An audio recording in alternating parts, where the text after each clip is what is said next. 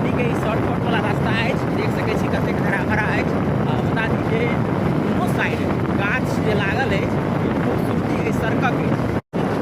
पूछ रहल छी राजनगर एकटा मुद्दा छै, ओहि मुद्दा पर हमसब विशेष बात करब। आ विशेष बात की हेतै तऽ आइ दिन देखैत हेबै जे ज्योति मौर्या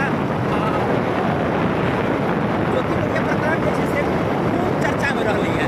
तहिनाते एखन हैदर सीमा हैदर के मुद्दा जे छै खूब वायरल हो रहल छै। वही दरमियान जे छै से मिथिलांचलक एकटा मुद्दा जे छै से काफी वायरल होबऽ वाला छै।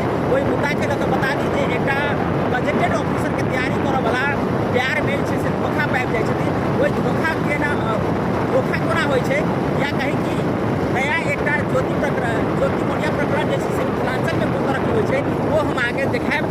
बनल रहू, वीडियो में हम आगे देखायब जे कोन तरह से हुनका साथ में जे छै चीट कयल गेलै, धोखा देल गेलै प्यार में। प्यार के धोखा खा कऽ जे छै से एसडीएम के तैयारी नहीं कऽ कऽ एखन जे छै से गाम में छथिन, हुनका संगे कोन तरह से व्यवहार कयल गेलै,